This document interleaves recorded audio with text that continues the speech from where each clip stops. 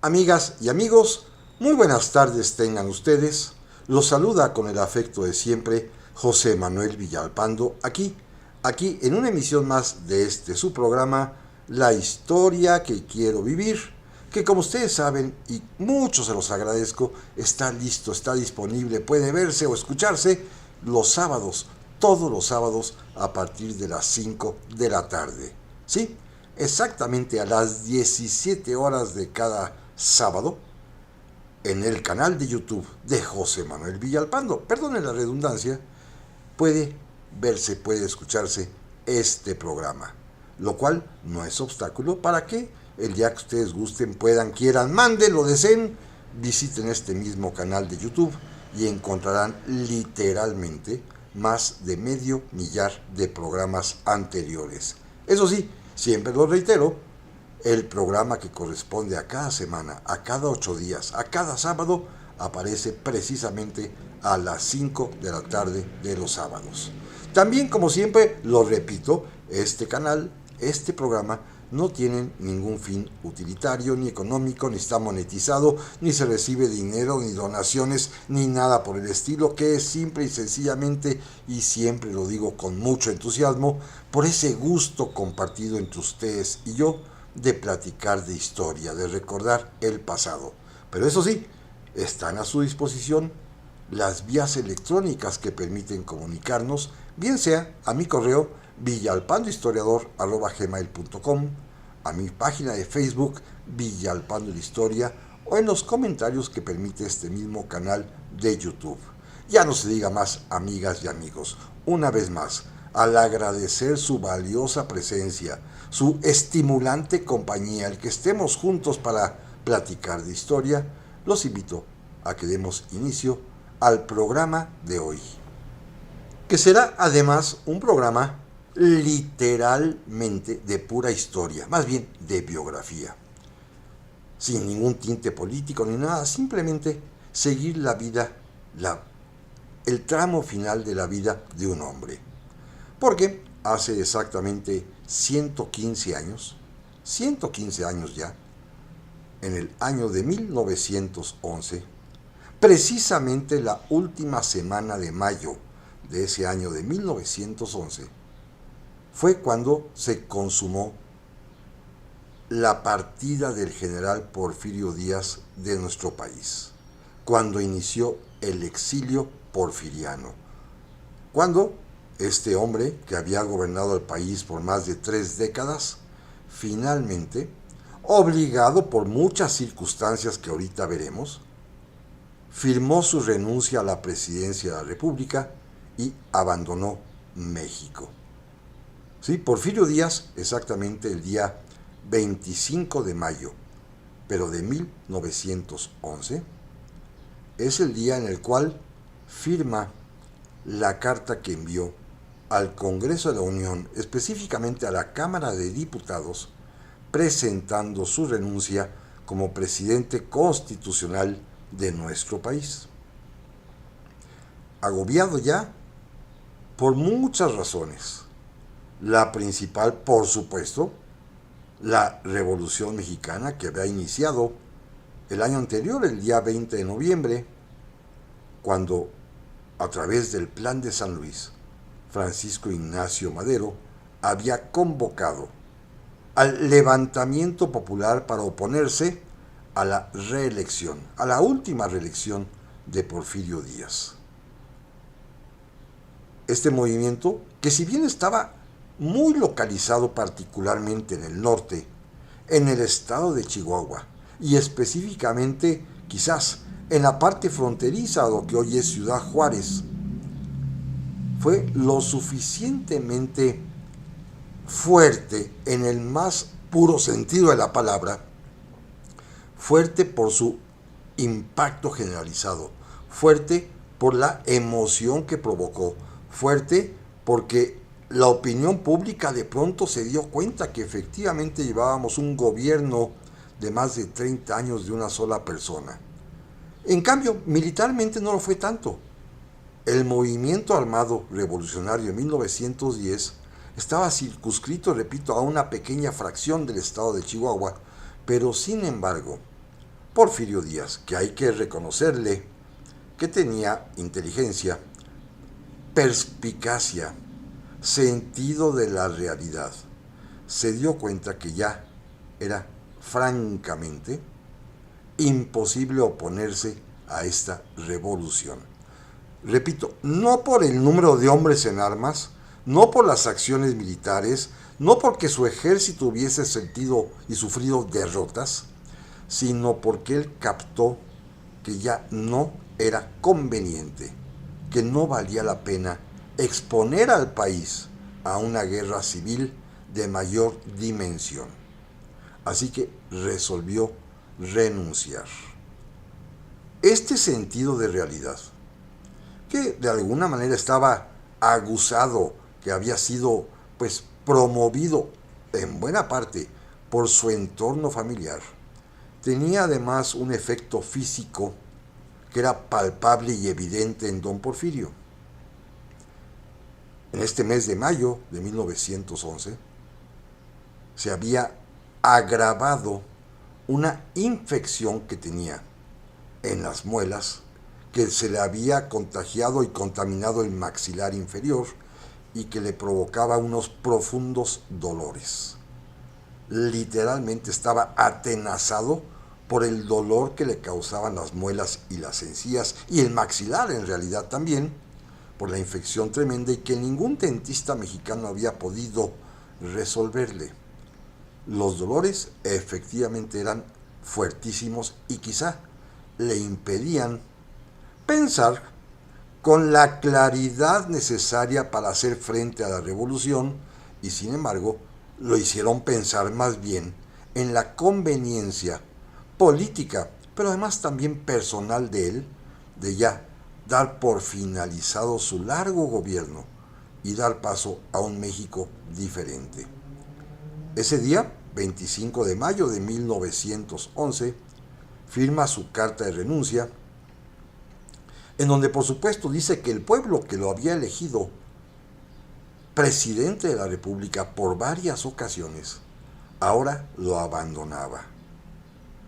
Decía asimismo, justificándose, que no encontraba alguna causa que mereciera este rechazo popular. Claro, obviamente él no iba a enumerarlas, todo el mundo las sabía, fundamentalmente una de ellas, la que de hecho se había apropiado del poder público, y otras más importantísimas que en ese momento comenzaron a salir, particularmente el grave problema social que había ocasionado los largos años de la dictadura, que si bien por una parte traían progreso económico, como el mismo Porfirio Díaz lo anunciaba en su carta, al mismo tiempo también el deterioro social, la pobreza, la marginación y muchos otros problemas diversos estaban aflorando ya finalmente, repito, después de 30 años de dictadura.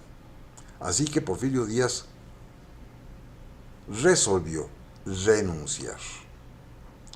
Firmó la carta, esta fue enviada de inmediato a la Cámara de Diputados, donde estaba reunido el Congreso de la Unión, y allí pues se aceptó unánimemente la renuncia, y siguiendo lo marcado por la propia Constitución, fue electo presidente interino de la República el licenciado Francisco León de la Barra, que a la sazón se desempeñaba como secretario de Relaciones Exteriores, y por mandato de la misma Constitución, a falta del presidente Porfirio Díaz, que estaba renunciando, a falta del vicepresidente Ramón Corral, que también había enviado su carta de renuncia, le correspondía a este alto funcionario, el secretario de Relaciones Exteriores, el canciller de México, ocupar la presidencia interina para efecto de convocar nuevamente a elecciones. Con esta decisión, habiendo renunciado a la presidencia, Porfirio Díaz se sintió ya mucho más tranquilo. No aliviaba esto su dolor, el que tenía en las muelas y en el maxilar. No aliviaba esto tampoco esa sensación de frustración por no haber podido sofocar una revuelta tan localizada en el estado de Chihuahua. Claro, quizás en esos días también comprobó que buena parte del fracaso y por el cual sus fuerzas armadas, sus propios militares no pudieron detener, combatir, acabar con la revolución maderista, fue precisamente porque incluso en ese momento el mismo ejército estaba contaminado de una gran corrupción.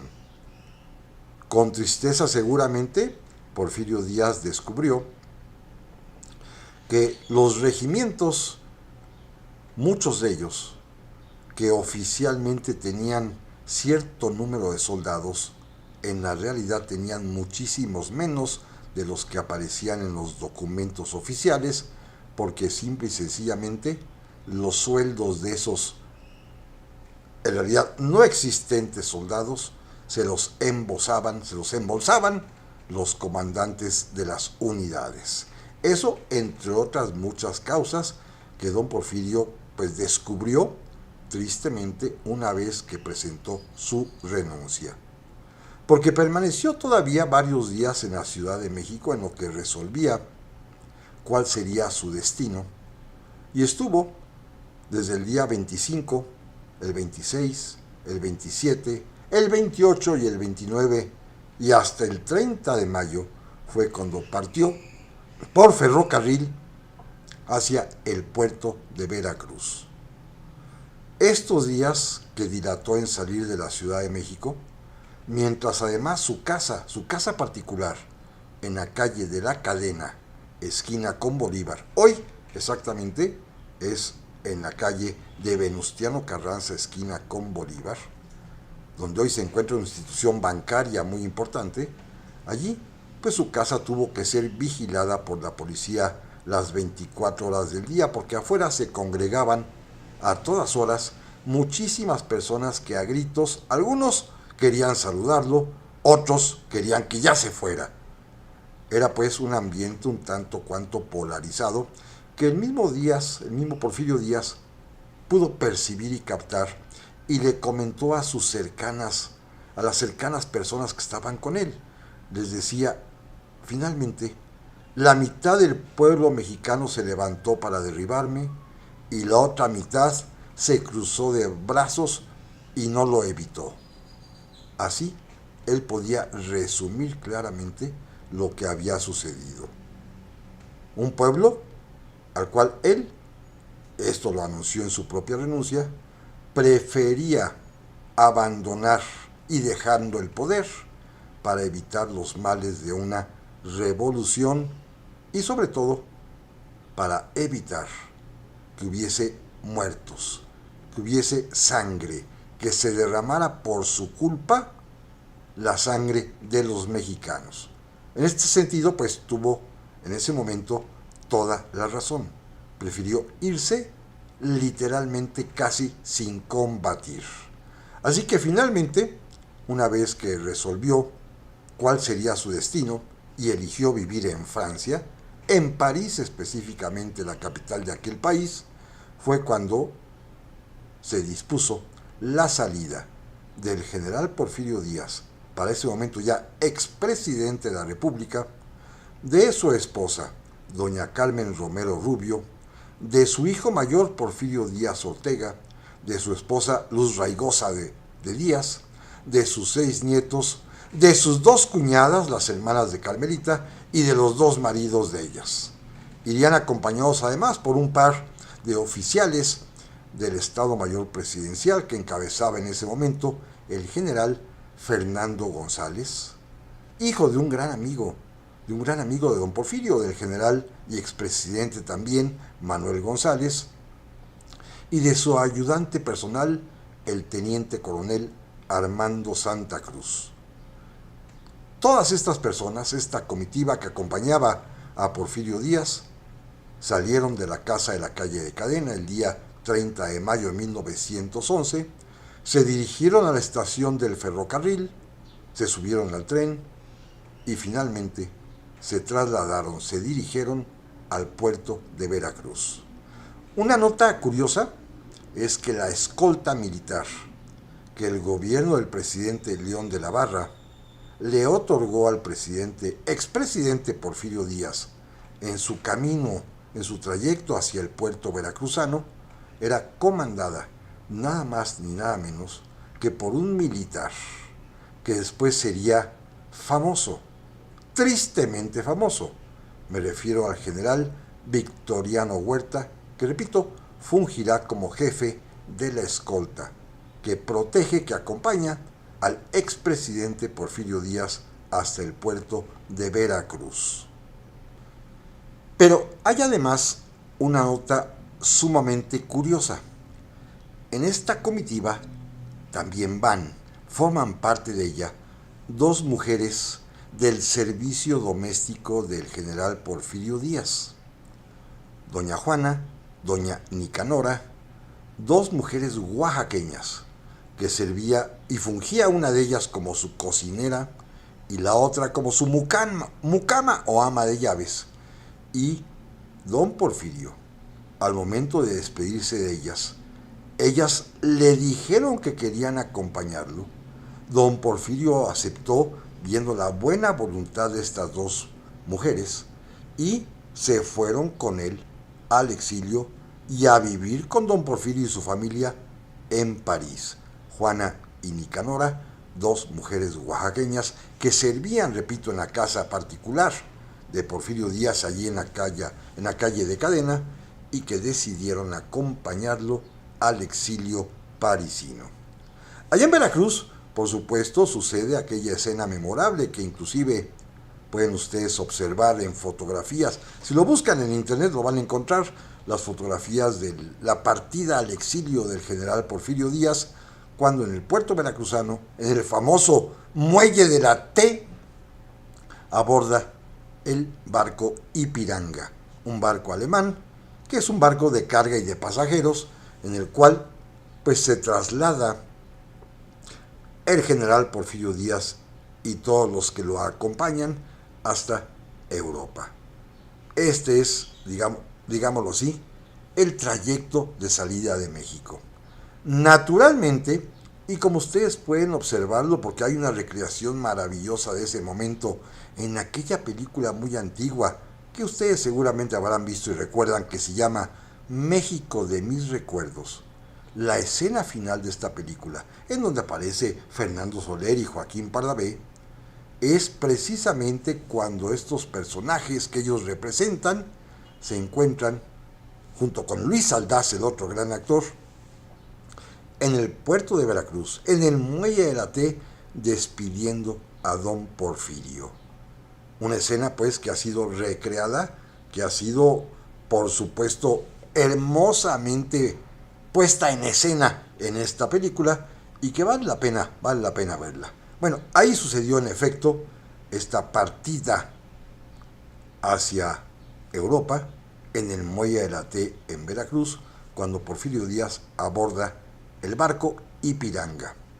El trayecto dura 2-3 semanas, harán escala en La Habana, después harán una escala, una vez que han cruzado el Océano Atlántico, en el puerto español de Santander, en donde, curiosamente, había una manifestación de obreros esperando al Ipiranga, y en el cual se exigía que Porfirio Díaz no pisara tierra española.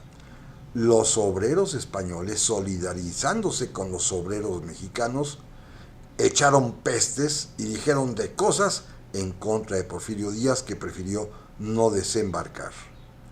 El Ipiranga continuó su trayecto, atracó por un par de días en el puerto inglés de Plymouth, en donde recibió Porfirio Díaz la oferta de los enviados de su amigo Lord Cowdray.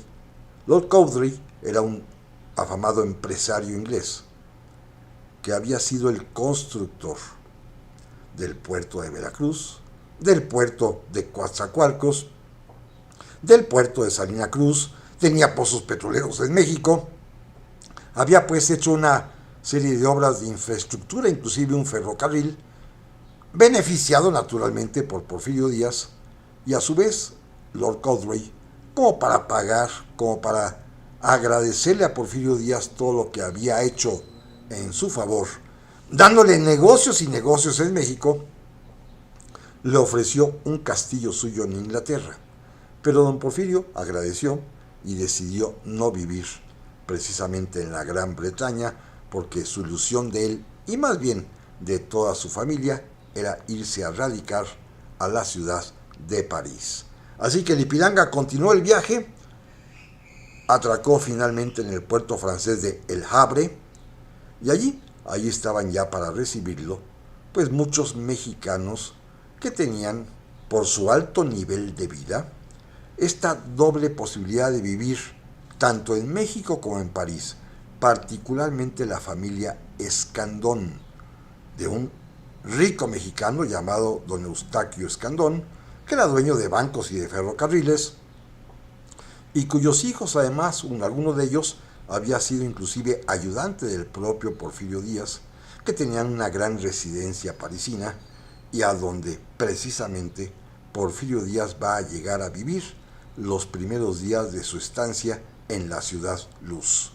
Como nota peculiar y curiosa, que ya la platicábamos en alguna otra ocasión hace poco, también ahí en el puerto de El Havre se encontraba el embajador mexicano ante Bélgica, el gran escritor Federico Gamboa, que fue a recibir a don Porfirio, y anécdota que también ya en su momento se comentó aquí en este programa hace tiempo, precisamente cuando el Ipiranga atraca, el general Porfirio Díaz, que estaba en ese momento en la barandilla del barco, junto con el general Fernando González y con su hijo Porfirio Díaz Ortega, les dijo: les apuesto lo que quieran que el que va a estar aquí es Federico Gamboa. Y efectivamente, ahí estaba Federico Gamboa, y cuando tuvo oportunidad de saludar a don Porfirio, y don Porfirio le narró esta anécdota en la cual anticipaba que él estaría esperándolo, pues Gamboa simplemente le dijo: es que le tengo mucho agradecimiento.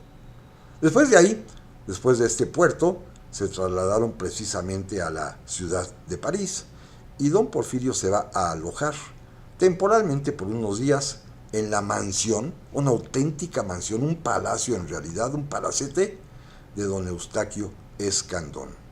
Repito que va a estar pocos días, porque de inmediato, pues a través de sus ayudantes, Armando Santa Cruz, del general Fernando González, su propia familia, se mueven rápidamente en los círculos médicos parisinos y encuentran que el mejor odontólogo, el mejor dentista, el mejor cirujano dentista de toda Europa es un médico suizo que vive en la ciudad suiza precisamente de Interlaken, y allá se traslada Porfirio Díaz para ser atendido porque la molestia en las muelas, en el maxilar, en las encías, verdaderamente, por lo que cuentan quienes lo acompañaban, era atroz.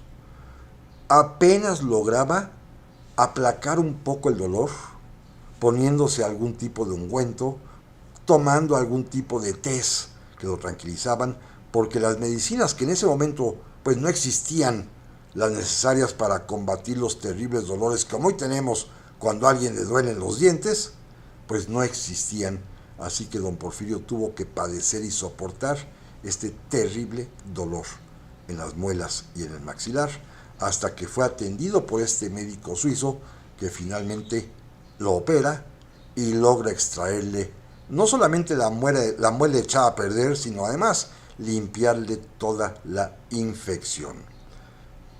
De veras, había sido tan terrible, tan dolorosa esta enfermedad que tenía el Porfirio Díaz, que después él justificó precisamente que no hizo frente a la revolución con inteligencia, como él siempre lo hacía, porque estaba imposibilitado de pensar, de reflexionar, de planear.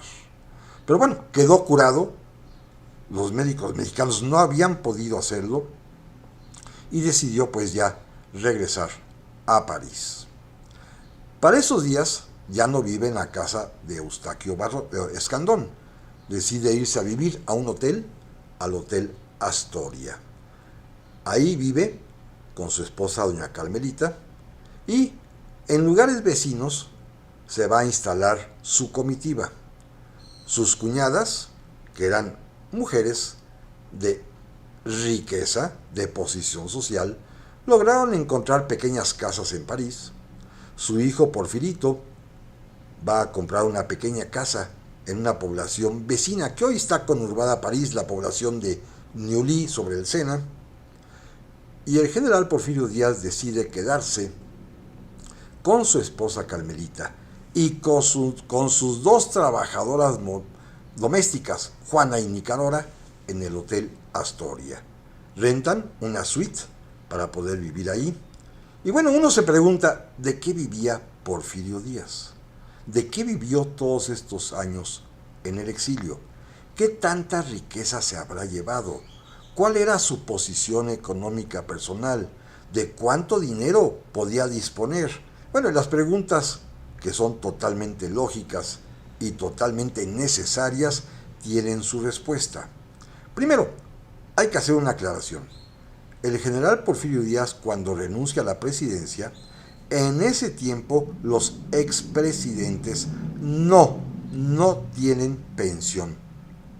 No hay pensión para los expresidentes. Sin embargo, recordemos que Porfirio Díaz es general de división del ejército mexicano y pasó a situación de retiro. Y como todo militar, pues tiene derecho a su pensión. Y don Porfirio recibiría entonces su pensión como general de división retirado. Pero fíjense lo que hizo. Antes de salir de México, decidió enviar una carta a la entonces Secretaría de Guerra y Marina para renunciar a su pensión, a efecto de que lo que le correspondía fuese destinado para otorgar becas a los alumnos del colegio militar que tuvieran necesidad de ellas, y especialmente para dar premios a los alumnos también, cadetes del colegio militar, que obtuvieran pues los lugares más destacados cada año, cada ciclo escolar. Así que Porfirio Díaz se quedó en realidad sin su pensión por haber renunciado a ella y por haberla cedido para beneficio de los alumnos, de los cadetes del colegio militar. Pero don Porfirio tenía dinero. A lo largo de la vida había comprado dos propiedades, dos haciendas muy importantes. Una de ellas, vecina a la ciudad de Oaxaca, la hacienda de la Noria, y otra más, en Tlacotalpan, en Veracruz, la hacienda de la Candelaria, que en determinados momentos de su existencia inclusive las habitó, vivió en ellas y las trabajó. Bueno, las dos haciendas, cuando ocupó la presidencia de la República, decidió venderlas. Y lo que obtuvo de ingreso por las dos haciendas, lo invirtió en acciones, sí, del aquel entonces único banco que existía en México, que era el famosísimo Banco de Londres y México. El Banco de Londres y México, del cual seguramente quienes son de mi edad se acuerdan de su existencia, un banco que después, a partir del siglo XX, a finales del siglo XX, cambió su nombre a Banco Serfín o Banca Serfín, y que después, a principios ya de este siglo XXI, cuando fue vendido a extranjeros, ahora se llama Santander. Bueno, era originalmente el Banco de Londres y México, y en este banco Porfirio Díaz tenía acciones que había comprado con los recursos que provenían de sus antiguas haciendas de la Noria y de la Candelaria. Pero amigas y amigos, no se vayan, que en un momento más vamos a seguir platicando del exilio de Porfirio Díaz. Ya estamos aquí, amigas y amigos, para la segunda parte del programa de esta semana, que estamos dedicando a recordar que hace 115 años exactamente en mayo, la última semana de mayo de 1911, partió al exilio definitivo Porfirio Díaz, el que había sido dictador de México por más de 3 décadas. Esta es una historia, en realidad, una biografía personal, sin ningún tinte político, simplemente para que sigamos la vida. ¿Cómo fue la existencia de este hombre que había gobernado de manera totalmente poderosa a todo México durante más de 30 años y que al final de sus días, una vez que no pudo combatir, porque no quiso o porque no tenía ganas o porque simple y sencillamente le era imposible combatir a la revolución de Francisco Ignacio Madero, decidió renunciar a la presidencia y partir al exilio en Francia y a vivir en la ciudad de París. Y sí, estábamos platicando hace un momento de cuál era el recurso financiero, el dinero que tenía Porfirio Díaz. Ya señalábamos que su sueldo de general de división retirado lo donó, lo cedió para becas en el colegio militar, pero que, como había acumulado cierto capital, porque tenía 2 haciendas, una en Oaxaca, La Noria, otra en Veracruz, en Tlacotalpan, La Candelaria, y las había vendido. El recurso proveniente de ambas haciendas vendidas lo invirtió en la compra de acciones de en ese momento el único banco que había en México, el Banco de Londres y México y Sudamérica, como se llamaba con toda precisión, que decía yo, después se convertiría a finales del siglo XX en Banca Serfín y poco tiempo después en Banco Santander. Hasta la fecha ese es su nombre, ya que lo compró una entidad española. Pero en su momento pues nada más existía Banco de Londres, México y Sudamérica. Ya después aparecerá la competencia, que es el Banco Nacional de México, pero don Porfirio había invertido su dinero en acciones del Banco de Londres. En los días en que firma la renuncia, también se entrevista ahí en su casa con los directivos de este banco y le ofrecen comprarle todas las acciones que tenía y pagarle en efectivo. Don Porfirio acepta. Va a recibir por estas acciones, tenía 1.500 acciones del Banco de Londres y México, y va a recibir 500,000 pesos mexicanos de aquel tiempo, que es una cantidad bastante elevada, muy, muy elevada. El presidente de la República ganaba 33,000 pesos al año. Es decir, esto equivalía más o menos al sueldo de 15 años como presidente de la República. 500,000 pesos. Naturalmente no se iba a poder llevar ese dinero. Es imposible viajar con esa cantidad de dinero por 2 continentes, atravesando el Océano Atlántico, y recibió un cheque pagadero en un banco francés por esa cantidad, que equivalía a 1,5 millones de francos. En ese entonces el franco estaba a $1, le daban a uno 3 francos. Así que Porfirio Díaz se llevó un cheque que, llegando a Francia, fue depositado en una institución bancaria francesa para que pudiera disponer de dinero en el momento que lo necesitara. Con ese dinero, obviamente, pues pagó, por ejemplo, su estancia de muchos meses en el Hotel Astoria en París. Con ese dinero seguía pagando el sueldo de su servidumbre doméstica, de Juana y de Nicanora. Con ese dinero pudo pagarle al dentista suizo que lo operó en Interlaken de las muelas. Con ese dinero pudo hacer varios viajes de placer. Fíjense algo curioso. Carmelita, su esposa, al igual que sus hermanas, Sofía, a la que pidaba chofa, y la otra hermana adicional, pues eran bastante ricas, adineradas. Su papá, don Manuel Romero Rubio, era un hombre que tenía recursos, inclusive había fraccionado y vendido, se había primero hecho del gran terreno de lo que había sido el lago de Texcoco, que desecado, se convirtió en lo que hoy es la colonia Romero Rubio aquí en la Ciudad de México, lo fraccionó, lo vendió e hizo un buen capital que heredaron sus hijas, entonces tenían su posición acomodada.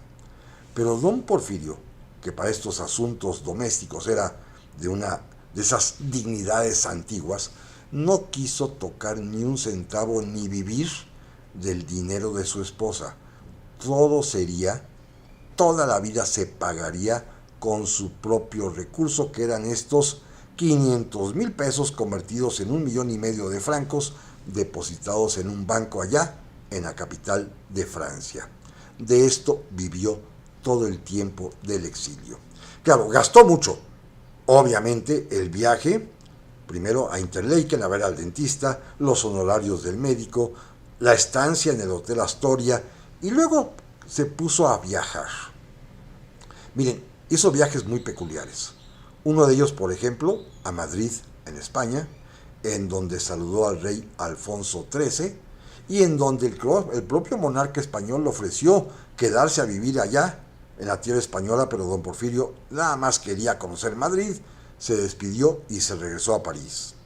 Luego hará una visita, también breve, a Alemania, para conocer ese país, y le tocó en suerte que coincidió su estancia allá con unas maniobras militares a las que quiso asistir. Y fue como todo el público a observar el desfile de las tropas prusianas. Estaba presente el Kaiser Guillermo II, que cuando se enteró de que ahí estaba el expresidente de México, el propio Kaiser bajó de su tribuna, se acercó a las graderías donde estaba mucha gente, y entre ellos don Porfirio y Carmelita, lo fue a saludar y le dijo que le hubiera encantado que fuera su invitado de honor. Don Porfirio, apesadumbrado, una vez que vio que había sido reconocido, agradeció y al día siguiente se regresó a París. En cambio, en París la pasaba muy, pero muy bien. Ahí en el Hotel Astoria, que era un hotel muy lujoso, por ejemplo, recibió la visita del presidente francés, el presidente que lo fue a saludar. Y ahí mismo también recibió la invitación de visitar el Museo del Ejército de Francia, en donde lo recibieron el general Niox y otros oficiales, todos ellos casi de su misma edad, y que habían sido veteranos de la invasión francesa a México, es decir, habían sido enemigos del general Porfirio Díaz, habían sido los que se enfrentaron con él, e inclusive a muchos de ellos don Porfirio había derrotado en los días de la intervención francesa y del Segundo Imperio. Sabemos, esto es muy conocido, que inclusive en esta visita le pusieron en sus manos a don Porfirio nada más ni nada menos que la espada de Napoleón Bonaparte. Y don Porfirio quiso rechazar este honor y dijo que no merecía esta distinción, y los propios militares franceses que habían sido sus enemigos le dijeron: no, señor general Díaz, en ningunas manos estaría mejor que en las de usted. Así que tuvo la espada en sus manos y después le pidieron que anotara un pensamiento en el libro de oro de este museo, y allí simple y sencillamente anotó que había visitado con mucho orgullo este museo y puso su firma. Es decir, en París se sentía sumamente a gusto. Pues bueno, lo recibió el propio presidente de Francia, que lo fue a visitar al hotel, lo reciben en este museo, así que ahí decidió establecerse. Pero también quiso hacer otro viaje, de estos un tanto cuanto más exótico, porque, quizá convencido por su familia, decidió viajar a Egipto, ¿sí? A conocer las pirámides de Gizeh, a ver la Esfinge, a ver Asuán, en fin, a conocer el Cairo. Pues viajó a Egipto. Hay una fotografía muy famosa que ustedes también pueden encontrar fácilmente en internet, en el cual aparece precisamente doña Carmelita, sus hermanas, sus cuñados y el propio don Porfirio ante las pirámides allá en Gizeh, cerca del Cairo, pero con la curiosidad de que todos están acá en camello, como se acostumbra actualmente todavía para los turistas, pero don Porfirio está montado en un burrito. Después él va a explicar que en el camello que está a más altura, él que ya estaba de una edad bastante más avanzada, pues ya tenía más de 80 años, le dio miedo perder el equilibrio y caerse, así que él recorrió allá en el desierto egipcio las pirámides montado en un burrito. Por cierto, llama la atención también que estando precisamente en Egipto, en su viaje a Egipto ya en 1913, es allí donde recibe la noticia del cuartelazo de la Ciudadela, de la decena trágica, de la muerte de Francisco Ignacio Madero y del ascenso al poder del general Victoriano Huerta, que había sido su escolta en el camino a Veracruz, y que cerca de él se encuentra su sobrino, el hijo de su hermano Félix, ahora el llamado Félix Díaz, a quien la gente se burlaba de él, y el propio don Porfirio también, diciéndole que era el sobrino de su tío, porque pensaba que simplemente por tener cercanía familiar con don Porfirio y por ostentar su apellido, ya por eso tenía los méritos, las dotes, las virtudes necesarias para ser un político, y hasta quiso ser presidente de la República, cosa que Victoriano Huerta le frustró. Bueno, allí, eso sí, allí en Egipto, en el Cairo, es donde recibe la noticia del cuartelazo, y algunos periodistas que andaban por ahí, cuando lo identifican, le preguntan que qué le parece lo que ha sucedido en México, y don Porfirio tiene afortunadamente la decencia de decir, primero, que prefiere no hablar por la enemistad que tenía con el presidente asesinado y por la amistad que lo unía con los que lo habían derrocado y asesinado. Así que prefirió no emitir ninguna declaración pública, pero eso sí, en privado le mandó una carta a su sobrino Félix, felicitándolo por el triunfo y haber derribado el gobierno de Francisco Ignacio Madero. Después de este viaje a Egipto, cuando regresa a París, Porfirio Díaz ya no volverá a viajar. ¿Por qué? Bueno, hace viajes muy cortos, pequeños en las cercanías, a pueblitos de Francia. Por ejemplo, les gusta mucho ir a San Juan de la Luz, un pequeño pueblo cerca de la frontera española, en donde en los veranos rentan una casita frente al mar, pero ya no se aparta, ya no sale del territorio francés, particularmente porque pronto estalla la Primera Guerra Mundial, en la que Francia se va a ver directamente involucrada, y Porfirio Díaz, que vive en Francia, exactamente en París, pues está, por supuesto, a favor de la causa francesa en contra de la invasión que ha sufrido el territorio de Francia de Alemania. Y además, cuando regresa de Egipto, después de haber vivido en este hotel lujosísimo, la Astoria, después de haber viajado a España, a Alemania, a Suiza, a Egipto, pues don Porfirio se dio cuenta de que se habían mermado mucho sus ahorros, el dinero que llevaba, y entonces decidió cambiar de vida allá en París. Fíjense qué interesante, después del lujo del hotel, se mudó a un pequeño apartamentito, un departamento muy chico, en la calle de la Avenida del Bosque, en donde apenas tiene lo necesario para contar con una recámara, la principal, donde viven él y Carmelita, una recámara pequeñita en donde viven, eso sí, las dos muchachas oaxaqueñas, Juana y Nicanora, que se encargan de su servicio doméstico, una pequeña cocina, los sanitarios, el comedor, una pequeña salita, y cuya renta pues es bastante económica. Contrasta esto porque a pocas cuadras de allí, sobre la misma avenida, está la gran mansión, frente al mero Arco del Triunfo allí en París, la gran mansión del que fuera secretario de Hacienda y Crédito Público de don Porfirio, el famosísimo José Yves Limantour. Un hombre, este sí, decididamente rico, multimillonario, y que vivía en un en un gran palacio, una gran mansión, repito, exactamente en la glorieta de la Étoile, donde se encuentra el Arco del Triunfo. Muy cerca, a pocas cuadras de don Porfirio, pero lo interesante es que no se frecuentaban.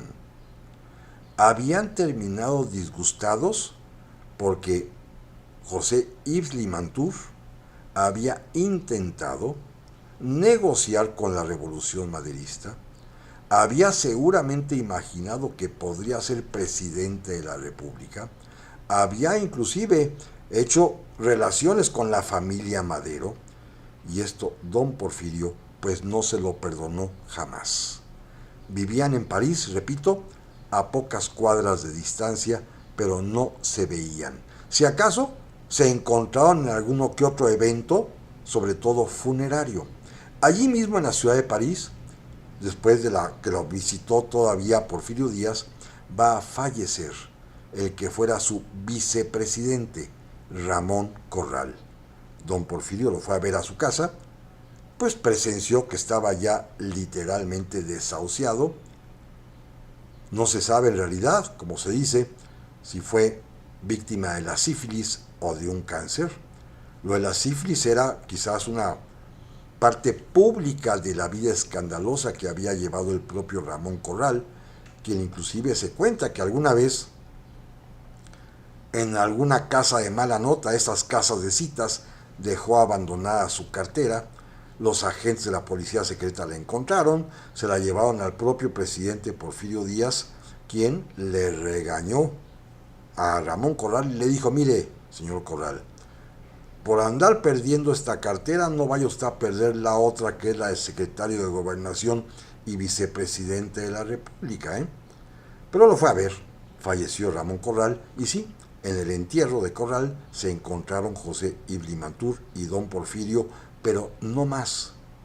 También allá en París se enteró, no pudo estar presente, del fallecimiento ocurrido en Madrid de quien había sido su amigo, su consejero, el único que le había hablado con la verdad, el gran Justo Sierra, el que fuera además también su ministro de Educación, de Instrucción Pública, y que el gobierno de Madero reconoció y nombró embajador en España. Bueno, Justo Sierra había tenido la valentía de haberle dicho frente a frente, con todo valor, a don Porfirio que la reelección era en realidad una monarquía con ropaje republicano. Justo Sierra se lo dijo, y este valor de Justo Sierra, además por supuesto de sus propias virtudes, de sus dotes intelectuales, le merecían todo el cariño y amistad a don Porfirio, y lamentó muchísimo el fallecimiento de Justo Sierra. Don Porfirio ahí, en este departamentito, en el número 26 de la Avenida del Bosque, en un departamento interior, inclusive además, pues lo único que hacía era visitar o recibir las visitas, sobre todo de sus nietos, de los hijos de Porfirio Díaz. Ahí recibió la visita también de su hija Amada, que vino de México a saludar a su papá una temporada, unas vacaciones, y pues dedicaba sus días en realidad a leer un poco, a pasear. Le gustaba mucho salir a caminar cerca de la Avenida del Bosque, a los Campos Elíseos, sobre todo pasear con su nieta mayor, Lila, y hay fotografías de ella, de la nieta, de la mano de su abuelo don Porfirio. A un lado va doña Carmelita paseando por los bulevares parisinos. Y si no, en los días que había buen clima, le gustaba también salir a pasear, pero a caballo. No tenía caballos, rentaban caballos cerca en un bosque cercano, en el bosque de Bolonia, y con su hijo Porfirito, pues se iban a pasear, a recorrer este bosque, a recorrer las calles parisinas a caballo. Era lo que dedicaba a sus días. En las tardes, eso también ya lo sabemos por las propias cartas de Porfirito y de doña Carmelita, don Porfirio se encerraba en su departamentito y a partir de 1914, cuando estalla la Primera Guerra Mundial, se dedica a seguir paso a paso en un gran mapa que colocan sobre la mesa del comedor y que impide que sirvan la comida, tienen que comer en la cocina, porque don Porfirio tiene el mapa ahí señalando con banderita las posiciones de los ejércitos alemanes y de los ejércitos franceses, pues se dedica literalmente a seguir paso a paso a los movimientos militares de esta primera época de la Primera Guerra Mundial. Cuando salía a la calle, eso sí, ya sea caminando con su nieto, paseando a caballo con su hijo, y se encontraba soldados franceses que iban marchando hacia el frente de batalla, les gritaba, los alentaba, les decía que había que dar todo por la patria, claro, él en español, pero levantaba el sombrero y saludaba a los soldados franceses que partían hacia el frente de batalla. Poco a poco, eso sí, ya a partir de finales de 1914 y particularmente ya los primeros meses de 1915, pues fue abandonando los paseos, fue abandonando también esta dedicación a los mapas militares, porque pues la edad comenzó a hacer efectos en él. Tenía ya para ese momento casi 85 años de edad. Partió de México exactamente cuando tenía 80 años y meses y pues va a vivir en el exilio 4 años, poquito más de 4 años y un par de meses. Tenía ya cerca de 85 años de edad, su salud era bastante fuerte. En realidad, lo único de lo que había sufrido había sido de ese terrible padecimiento dolorosísimo que del cual ya hablamos al principio del programa, en las muelas, en las encías, en el maxilar, porque el resto de su vida había sido de una salud de roble formidable. Inclusive recuerden ustedes que buena parte de su prestigio como presidente, como un hombre de gobierno, como un líder de un país, se debe a que, a propósito, hacía ejercicios gimnásticos en barras, en asimétricas, cuando lo visitaban, por ejemplo, industriales o banqueros extranjeros, los impresionaba, por supuesto, todo muy bien manejado, para que aparentemente, sin querer, estos personajes que venían a verlo de otros países, de pronto se topaban con una puerta medio abierta, que había un gimnasio y adentro estaba el presidente de la República de 70 y tantos años de edad haciendo ejercicios con un vigor notable. Había sido pues un hombre de una salud impecable toda su vida hasta ese año de 1911 con el padecimiento maxilar y de las muelas. Y después, una vez que curó, simple y sencillamente se fue agotando, se fue acabando, se fue apagando su existencia. Simple y sencillamente no estaba enfermo, fueron desvaneciéndose las fuerzas. Y era evidente, se notaba primero en su decaimiento, después en lo que hoy podríamos llamar una especie de depresión, que ya no quería hacer nada, ni siquiera salir a pasear, y que había que rogarle, su nieta particularmente, abuelito, vamos a salir. Ya con trabajo salía don Porfirio, pero poco a poco pues las fuerzas lo fueron abandonando. Finalmente, como todos sabemos, va a fallecer el día 2 de julio de 1915. Nota curiosa, antes de morir, cuando pues estaba en estos ya desvaríos finales, se dedicó a hablar de su infancia en Oaxaca. Recordó a su mamá, doña Petrona Mori, mencionó que quería ser sepultado frente a lo que había sido su casa en la Basílica de la Soledad, allá en Oaxaca.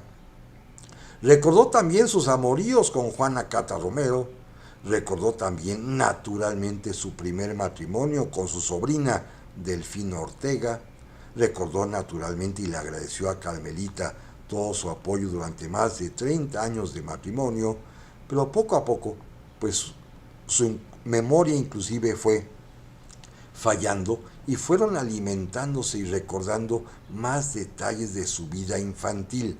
Esto es algo muy peculiar. Su mente se llenó de recuerdos particularmente oaxaqueños. Cuando esto sucedió, cuando Carmelita, su esposa, cuando Porfirio, su hijo, se dieron cuenta y los médicos le dijeron que estaba ya en una especie de franca agonía, pacífica, indolora, pero ya agonizando. Trajeron un sacerdote, don Porfirio se confesó, recibió la absolución y finalmente, como dije hace un momento, el día 2 de julio de 1915 falleció.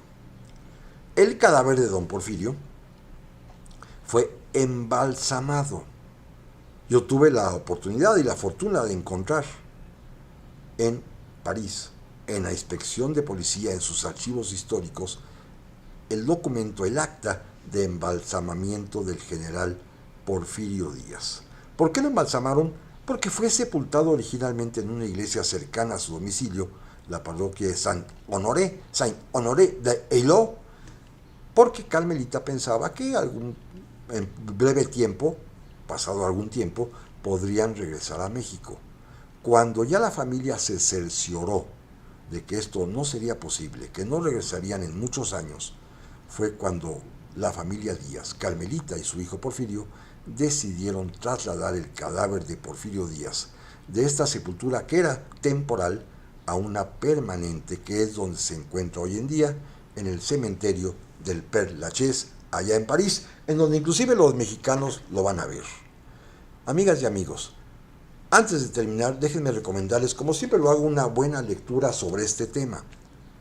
Está este libro prodigioso que se llama El exilio, un relato de familia, que escribió este gran historiador, Carlos Tello Díaz, que a la vez es tataranieto de don Porfirio. Se los recomiendo, es una narración maravillosa precisamente de estos últimos años de vida del general Porfirio Díaz, los que vivió allá en el exilio en París. El libro, repito, El exilio, un relato de familia, de Carlos Tello Díaz. Y amigas y amigos, esto es todo por hoy, y primero Dios y con el favor de Él, aquí nos vemos, nos escuchamos la próxima semana. Pásenla muy pero muy bien.